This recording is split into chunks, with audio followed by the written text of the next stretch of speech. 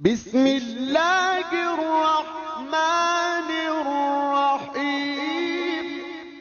السلام علیکم ورحمۃ اللہ وبرکاتہ۔ اسلام پیغام امن کے ساتھ میں ہوں حافظ محمد ذیشان فرید۔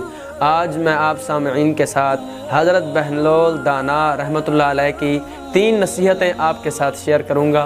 حضرت بہلول دانا مجذوبوں میں سے ایک مجذوب تھے۔ آپ رحمۃ اللہ علیہ نے حضرت جنید بغدادی رحمۃ اللہ علیہ سے پوچھا کہ اے مرشد، مجھے یہ بتائیے کہ کھانے کے آداب کیا ہیں؟ تو حضرت جنید بغدادی رحمۃ اللہ علیہ نے اس کو کھانے کے آداب بتائے، مثلا بسم اللہ پڑھنا، پہلے اور آخر میں ہاتھ دھونا، چھوٹا لقمہ لینا، کھانا خوب چبانا، غرض جتنے بھی کھانے کے آداب تھے اس بہلول دانا کو بتا دیے۔ بہلول نے اپنا دامن جھاڑا اور اٹھ کر چل دیا کہ اے مرشد، لوگوں کے پیر بنے بیٹھے ہو لیکن آپ کو کھانے کے آداب نہیں آتے۔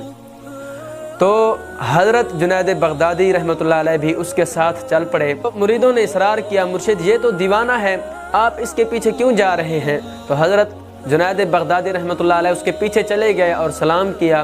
بہلول نے سلام کا جواب دیا، پوچھا کون؟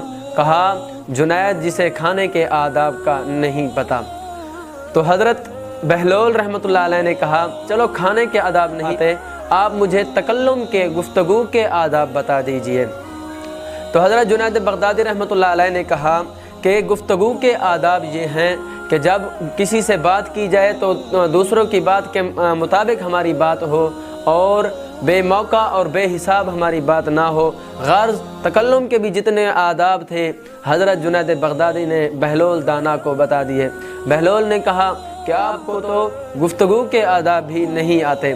حضرت جنید بغدادی رحمۃ اللہ علیہ اس کے پیچھے چلے گئے، سلام کیا، پوچھا کون؟ کہا جنید، جس کو کھانے اور گفتگو کے آداب نہیں آتے۔ تو حضرت بہلول دانا نے کہا چلو سونے کے آداب بتا دو۔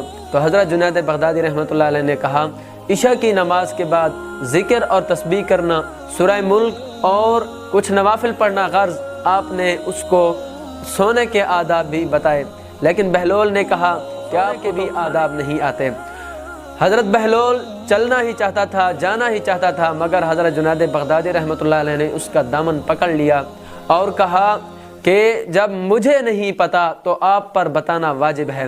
تو بہلول نے کہا کہ سنو، کھانے کے آداب صرف یہی نہیں جو ہم سمجھ لیتے ہیں، یہ تو فرع ہیں، بلکہ کھانے کے اصل آداب تو یہ ہیں کہ ہمیں پتہ ہو ہم جو نوالا کھا رہے ہیں یہ حرام کا ہے یا حلال کا۔